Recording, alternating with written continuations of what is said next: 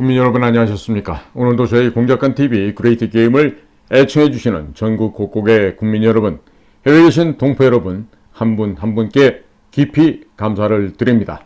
오늘도 저희와 함께 같은 시간을 나눠주시고 공유해 주셔서 감사를 드립니다. 최근 들어서 중국군이 좀 이상한 행태를 보이고 있습니다. 즉 중국군이 한국군의 무기체제를 두려워하기 시작했다. 이런 이야기를 좀 공유해 드리고자 합니다. 최근 중국 방송에선 군사 전문가들이 출연해서 K9 자주포, K2 흑표 전차, FA-50 경전투기, KF-21 보라매 전투기, 현무5 탄도미사일 등 국산 무기에 대해서 매우 위협적이라고 소개하고 있는 영상들이 눈에 띄고 있습니다. 최근 중국은 미국의 F-22 랩터 이 전투기를 잡을 수 있다고 호언장담했던 젠20 전투기의 성능을 은근슬쩍 낮추어서 발표하고 있고, 또 사거리가 300km 이상 된다고 자랑하고 있던 중국산 장거리 미사일의 사거리를 은근슬쩍 200km로 낮췄다가 또다시 100km로 낮추는 등 평소에 자랑하던 중국산 무기들의 성능을 조금씩 낮추어 가고 있습니다. 전투기 이름 젠20에서 주시지, 젠은 중국말로 젠인데요. 이게 섬멸하다 할 때 섬입니다. 자, 그러니까 세상의 모든 자유민주주의 국가의 전투기를 잡아먹겠다는 이름으로 잡아 이렇게 놓은 건데요. 다 허풍이죠, 허풍. 끝납니다, 이런 것들은요. 자, 그래서 중국군이 한미연합군의 군비 증강에 많은 부담을 느끼면서 충돌을 회피하고자 하는 이런 음침한 의도가 지금 엿보이고 있습니다. 자, 그 이전에는 한국 무기는 쓰레기다, 그리고 중국산이 세계 최고다라고 일면 중국판 국뽕방송에서조차 떠들던 이 자들이 한국산 무기에 대해서 집중적으로 조명하는 방송을 내보내며 위협적이다라고 얘기하는 이런 빈도수가 점차적으로 늘어나고 있습니다. 자, 중국의 방송이 100%가 아니라 1000% 중국 공산당에 의해서 장악당하고 있는 것은 주지의 사실입니다. 이런 것을 감안해 본다면 중국 공산당 내부에서조차 한국군과의 전쟁을 두려워하고 있다.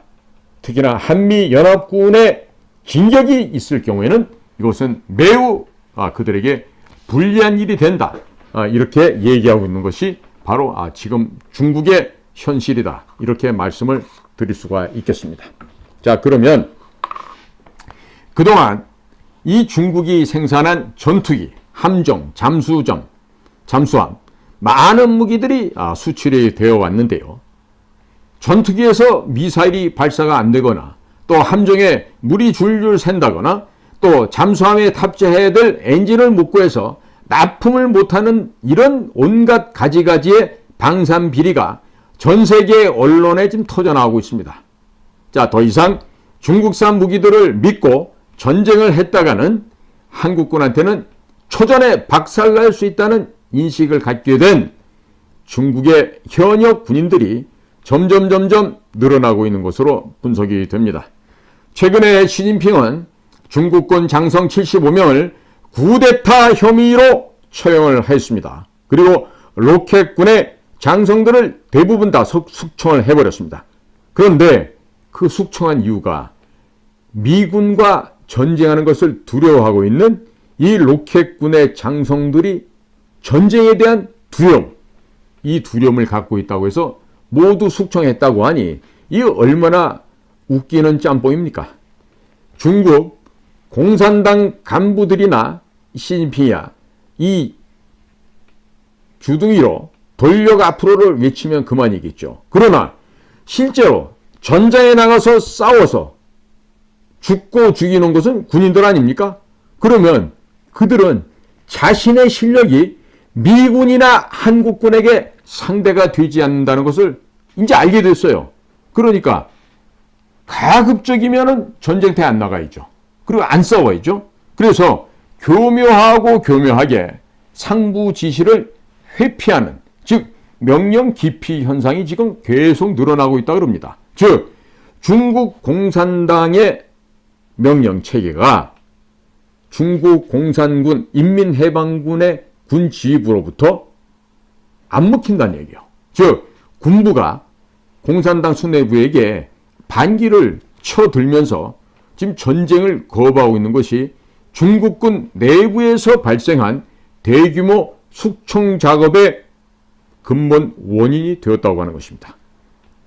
자, 국민 여러분, 현재 대한민국의 군비 증강은 놀라울 정도로 무섭습니다. 우리 군은 FA-50 경전투기를 최신형으로 개량을 했고 중국 공군과 중국 해군을 서해에서 모두 수장시켜버린다는 전략을 기본으로 가지고 있습니다. FA-50 경전투기의 공중급유장치, 최신 에이사 레이더 시스템 설치하였고 또 사거리 300km급의 초음속 대함미사일, 사거리 300km 이상급의 장거리 공대공 미사일, 사거리 500km급의 장거리 공대지 미사일을 탑재를 곧 하게 됩니다. 이 국산 미사일들은 이미 개발이 마무리 상태이고 앞으로 1, 2년 후가 되면 대량 생산을 해서 배치가 될 것으로 보여지고 있습니다. 또 마하 음속의 5배 이상 속도로 날아가는 극초음속 미사일도 개발이 완료되어 있습니다. 향후 2, 3년 후가 되면 경전투기 FA-50이 동북아시아에서 명실공히 하늘의 깡패로 명성을 날리게 될 것입니다. 이미 우리 육군은 사거리 300km급 지대함 초음속 미사일을 서해안에 실전 배치하였습니다. 이를 축소해서 경전투기에서 발사하겠다는 계획이 있는데 이렇게 하면 중국 함정이 300척, 400척이 된다 하더라도 서해상에서 함부로 움직이거나 망동을 할 수가 없게 될 것입니다. 그리고 사거리 400에서 500km급 공대지 미사일도 개발이 다 완료가 되었습니다. 인천에서 중국 해군 기지가 있는 청도까지 약 600km, 인천에서 중국 대련까지가 약 300km인 점을 감안해 볼 때 유사시에는 FA-50 경전투기가 인천 앞바다에 뜬 상태로 그대로 중국의 해군 기지가 있는 청도나 대련을 폭격할 수가 있다는 얘기가 됩니다. 한편 우리 군이 보유하고 있는 F-16, F-15, F-35A 스텔스기 그리고 2024년부터는 대량 생산될 KF-21 보라매까지 동원할 필요도 없이 국산 경전투기 FA-50이 중국 해군과 공군을 상대로 해서 다 때려잡는 일이 가능해질 수 있게 된 것입니다. 몇 년 전에는 중국 공군이 태국 공군과 모의 공중전을 펼쳐서 4대 0으로 완패당한 적이 있었는데 50km 이상 떨어진 곳에서는 명중률이 얼마였다? 제로였다고 합니다. 일단 중국산 레이더의 성능이 안 나오고 중국 공군의 훈련이 안 되어 있어서 태국 공군에게도 패할 정도이니 더 이상 말할 필요가 뭐가 있겠습니까? 대한민국에 이렇게 훈련이 잘 된 파일럿과 붙으면 그냥 연전연패한다는 얘기가 되겠죠. 자, 국산 에이사 레이더, 각종 미사일에는 3나노 반도체 기술이 포함되어 있습니다. 앞으로 국산 반도체 성능은 2나노, 1나노 이런 식으로 점차적으로 개선 발전돼 나아가질 것이고 또 국산 레이더와 미사일의 성능이 향후 대폭 향상될 것으로 예상이 됩니다. 중국 공군기와 한국 공군기의 성능 차이는 시간이 가면 갈수록 점점 더 벌어지게 되어 있습니다.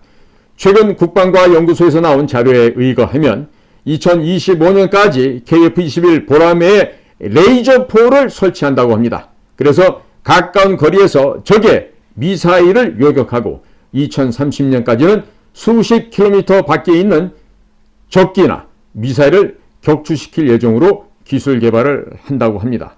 곧 아마 이것도 완성이 될 것입니다. 이미 우리 육군은 레이저포를 이용해서 드론을 격추하는 시스템을 만들어서 전방에 서서히 배치를 하고 있는데 이를 소형화해서 국산 전투기에 탑재를 한다고 하는데 이미 이 기술도 상당 부분 확보가 된 것으로 알려지고 있습니다. 그리고 KF-21과 함께 작전에 참여할 수 있는 무인 전투기와 무인 폭격기 개발도 완료 단계에 접어들었고 시험 비행에도 성공했습니다. 현재는 크기를 키우는 실험을 하고 있고 이 무인기에 들어가는 제트 엔진 또한 국내 기술로 개발이 완료되었습니다. 그리고 2030년부터는 KF-21 보라매에 들어가는 전투기용 엔진 역시 100% 국산화된 엔진을 탑재한다고 합니다. 이미 두산에서 발전소용 대형 가스터빈 엔진을 개발했는데 이를 소형화해서 함정에 탑재하면 함정용 가스터빈 엔진이 되는 것이고, 이를 더 소형화해서 전투기에 탑재하면 전투기용 엔진이 된다고 합니다. 이미 전투기용 제트 엔진에 들어가는 각종 소재, 부품에 대한 국산화는 상당한 수준에 오른 것으로 평가되고 있는데, 최근에 우크라이나에서 제트 엔진이 하나 수입해 왔다고 합니다. 자, 그걸 분해해서 연구하면서 우리가 부족한 기술들을 보완하면 2030년 이후부터는 KF-21 보라매와 FA-50 경전투기가 국산 제트 엔진을 탑재하고 비행하는 일이 가능해질 것으로 전망됩니다. 또한 KF-21 보라매의 스텔스 성능을 높여줄 내부 무장창 및 각종 스텔스 도료 역시 거의 개발이 완료된 것으로 관찰되고 있는데, 2030년쯤 되면 국산 5세대 스텔스기가 무인기 및 무인 폭격기 편대를 달고 날아다니면서 레이저 포를 쏘는 장면을 아마 국민 여러분께서 보실 수가 있게 될 것입니다. 북이나 중국이 탄도미사일을 발사하면 국산 KF-21 스텔스기가 적진 상공에 떠 있다가 레이저 포로 격추시켜버리거나 마하 5에서 10으로 날아가는 장거리 공대공 미사일로 격추시키게 될 것입니다. 극초음속 장거리 공대공 미사일의 경우 사거리가 자그마치 500km 이상 될 것으로 전망이 되는 바, 중국 공군기는 공군기지에서 출격하자마자 격추되는 이러한 재미난 상황이 벌어지게 될 것이므로 중국은 수도를 북경에서 내륙 깊숙한 시안 정도 내지는 저기 우르무치 정도로 수도를 옮겨야만 국가가 보존될 것입니다. 향후 5년 정도 지나게 되면 한국군이 중국을 침공할 것을 우려해서 주한미군의 주둔을 지지하는 웃지 못할 일이 전개될지도 모르는 일입니다. KF-21 보라매의 작전 반경이 약 1300km 정도인데 인천에서 북경까지가 약 900km인 정도를 감안한다면 KF-21 스텔스기 편대가 미군의 통제를 벗어나서 단독으로 북경을 폭격하고 돌아오는 일이 전개될 수도 있습니다.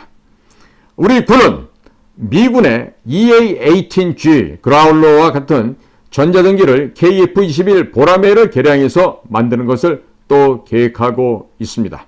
당연히 복좌기로 조종사 좌석이 2개가 되어 있는 KF-22 보라매가 되겠습니다. 자, 그러면 KF-21 스텔스기 그리고 EF-21G 그라울러 스텔스 전자전기가 서해안 일대를 날아다니면서 전자파 및 레이저포를 쏘고 다니게 된다면 중국군은 당연히 착해져야 되겠죠. 착해지지 않으면 죽습니다. 까불면 고개 쳐들고 눈 똑바로 뜨다가는 그저 얻어 터져서 죽게 되게 됩니다. 자, 3D 프린터로 무인 전투기와 무인 폭격기를 대량 생산하고 중국으로 날려보내게 된다면 물량전에서 중국 공군이 한국 공군에게 압도적으로 지금 지는 상황이 벌어지게 될 것입니다. 자, 지금 말씀드린 내용들이 향후 5년 안에 벌어질 수 있는 순수 한국산 공군기들의 발전 면목을 제가 지금 말씀을 드렸습니다. 현재 대한민국은 F-35A 스텔스기가 39대가 보유하고 있습니다. 추가로 25대를 더 들여오고 기존 F-35A를 최신형으로 개량을 한다고 합니다. 내부 무장창에 사거리 300km급 미티어 미사일과 각종 공대공 미사일을 6발까지 탑재할 수 있고 공대함 미사일도 탑재할 수 있다고 하는데, 보이지도 않는 곳에서 미사일 수십 발이 날아오면 당하게 될 중국 공군이나 해군은 누가 쏘았는지도 증거를 못 잡아서 한국이나 미국에게 항의조차 할 수 없게 될 것입니다. 미국 의회는 한국 공군에게 총 130대의 F-35A를 판매할 수 있도록 이미 허가를 내놓았습니다. 때문에 이번에 도입되는 25대 말고도 앞으로 65대가량의 F-35A가 추가로 들어오게 될 것입니다. 우리 공군이 보유하고 있는 F-15K를 2020년대 중반까지 전량 F-15EX로 개량하는데 공대공 미사일이 무려 22발이나 달리게 되고 레이더 탐지 거리가 300km를 넘어가며 제한적인 전자전 성능까지 탑재하게 됩니다. 이러한 F-15EX 열대가 뜨게 되면 미사일이 무려 220발이 날아가게 된다는 얘기가 되는데 그야말로 별명이 미사일 트럭이라고 해도 전혀 어색하지가 않습니다. 그리고 한국 공군의 주력 전투기 F-16 또한 167대가 이미 일부는 최신형으로 개량을 했고 나머지 역시 추가 개량할 예정이라고 합니다. 이렇게 모든 전자장비, 항전장비가 개량이 되니 중국군은 한국 공군의 상대가 될 수가 없게 됩니다. 한국산 FA-50 경전투기만 하더라도 최신형으로 개량이 되면 중국 공군이 상대하기 버거운데 레이저포를 함께 구비해서 쏘면서 무인기를 달고 다니는 국산 KF-21 스텔스기 그리고 KF-21G 그라울러 전자전기까지 뜨게 된다면 중국 공군이 한국 공군과 단독으로 붙어서 이길 가능성은 전무합니다. 향후 몇 년 후에 벌어질 실제 상황이라 하겠습니다. 앞으로 통일이 되면 KF-21을 대략 500대 정도 생산해서 북한 지역에 배치하게 되면 중국은 북중국에 대한 즉 흑룡강, 윤영, 길림, 동북 삼성에 대한 경영권을 모두 상실하게 될 것입니다. 그리고 한국에서 베트남, 필리핀, 인도네시아, 말레이시아에 KF-21을 수출하게 되면 중국 해군과 공군은 남중국해에서 괴멸될 것입니다. 거기에다가 130대까지 계속 들어오고 있는 F-35A 스텔스기, 최신형으로 개량되는 F-15EX 59대와 F-16 167대면 중국 공군은 괴멸시킬 수가 있습니다. 중국 공군이 괴멸되면 해군과 육군은 자동적으로 괴멸이 되니 중국은 반드시 착하게 살아야 할 것입니다. 눈을 까치 뜨고 쳐다본다든지 맘먹는다든지 대들다가는 한 방에 영원히 가는 수가 생깁니다. 그뿐만 아니라 한국군은 조기 경보기를 추가로 4대를 더 들여오고 대잠 초대기를 6대를 들여오는데 이것도 모자라서 대형 수송기를 독자 개발하며 이를 조기 경보기와 대잠 초계기로 개조한다고 합니다.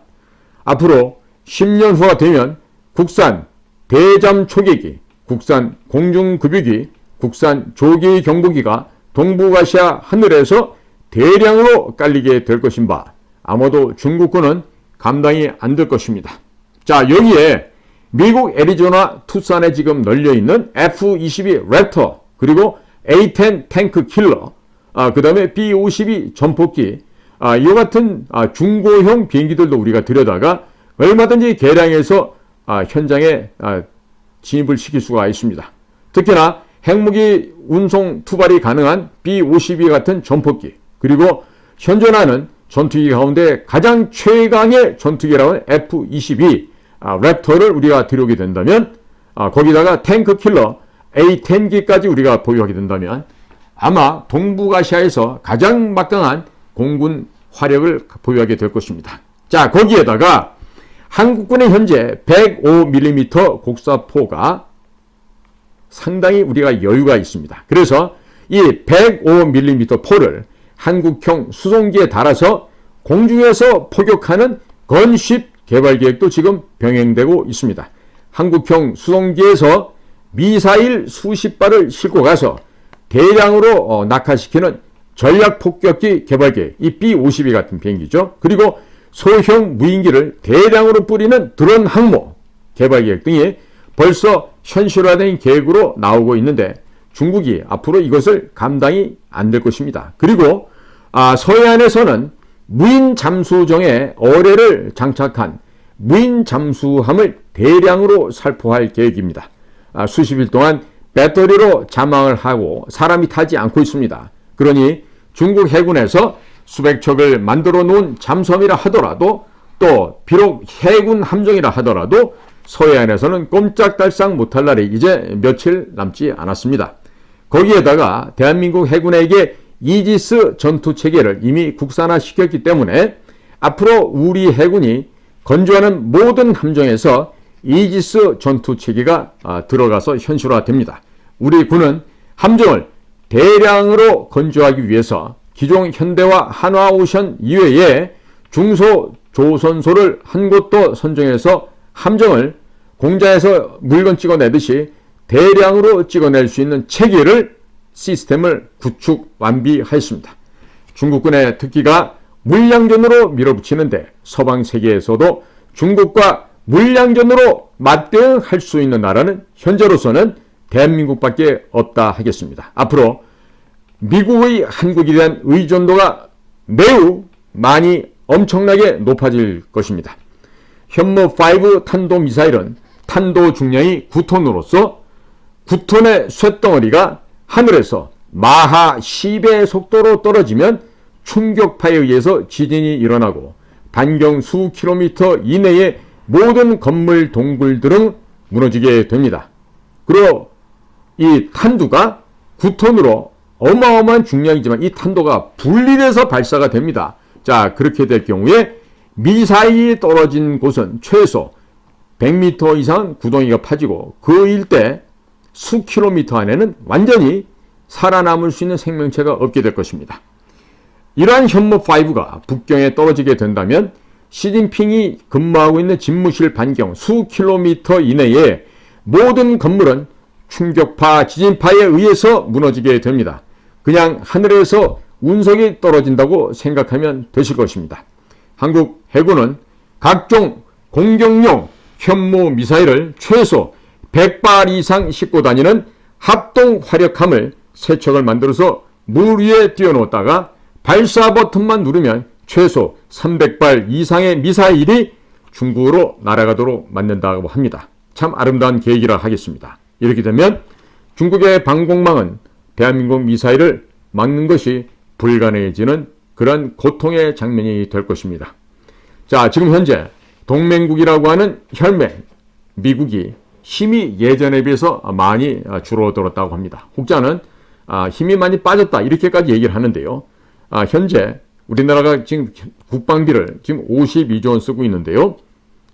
이것을 한 2배 정도 늘려서 한중 간의 전쟁을 미리 준비를 해야 하겠습니다. 자, 전쟁을 미리 대비하게 되면 전쟁이 일어나지 않지만 미리 대비 않고 준비하지 않으면 전쟁은 반드시 일어나게 됩니다. 따라서 우리는 이렇게 전쟁을 대비하고 그리고 중국은 한국에 대해서 눈을 똑바로 쳐다보는 일이 없도록 해야 되겠습니다. 얌전하고 양순하게 앞으로 중국 애들이 착하게 살아가도록 그렇게 만들어야 하겠습니다. 자, 오늘도 저희 공작권TV 그레이트 게임을 경청해 주셔서 감사를 드립니다. 저는 인도태평양 전략연구원 최수용이었습니다. 감사합니다.